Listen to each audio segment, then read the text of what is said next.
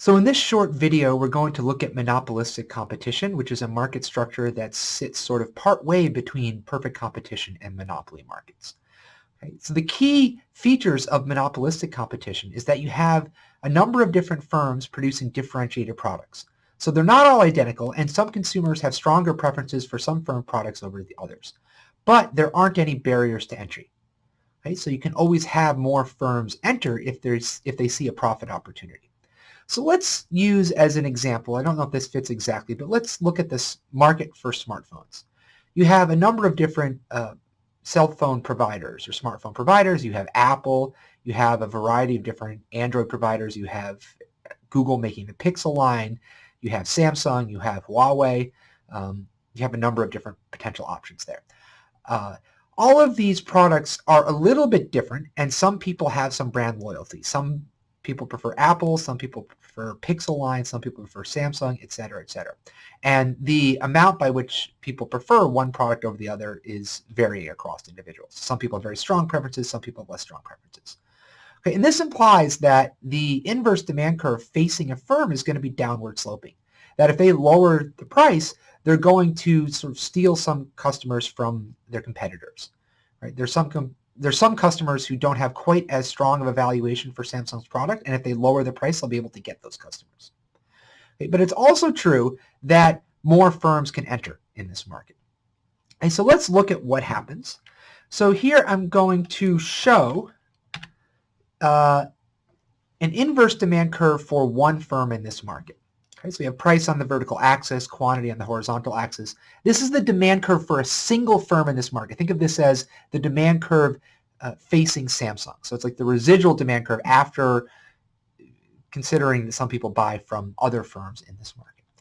Okay, now because the demand curve for this single firm is downward sloping, the marginal revenue curve is also going to be downward sloping. And just like in a monopoly market, the marginal revenue curve is going to be steeper than the inverse demand curve.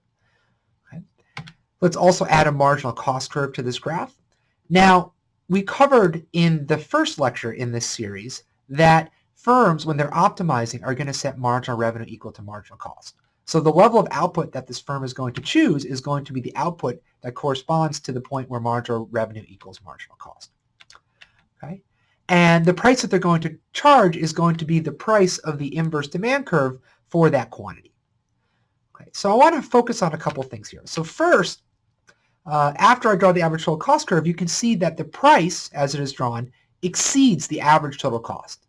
Okay, so in this case, the firm is earning the price minus this average total cost for each unit that they sell, yielding a total profit of that difference times the number of units, which is shown in that rectangle that's shaded there. Okay, so as I've drawn it right now, this firm, let's call it Samsung, is earning some money despite the fact that there are no barriers to entry. So what happens in the longer term?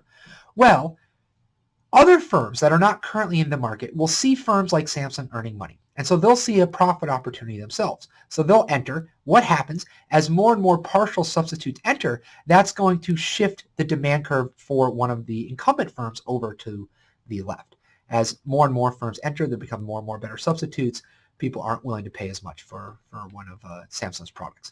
Okay, so that's going to shift over the demand curve. So now imagine that this dashed blue line is the new demand curve after some other firms have entered.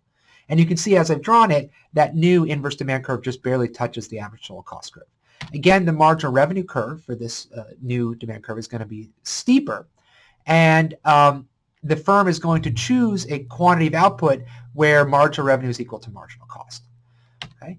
If we trace that up to the new inverse demand curve that reflects the entry by these competing firms, you can see that it's drawn such that the price is equal to the average total cost at that point. So they're not earning any profits per unit after other firms' entry. Okay? But you will still notice that this price is above the marginal cost at that point. Okay, so in some sense, when you have monopolistic competition, it looks like a monopoly market. You have firms charging prices that exceed marginal cost. But in other ways, this market looks like a perfectly competitive market. You have firms not earning any profits.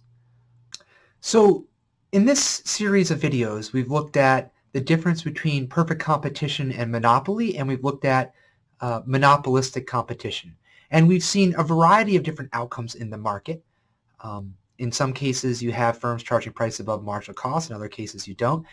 In some cases, you have firms earning profits. In other cases, you don't.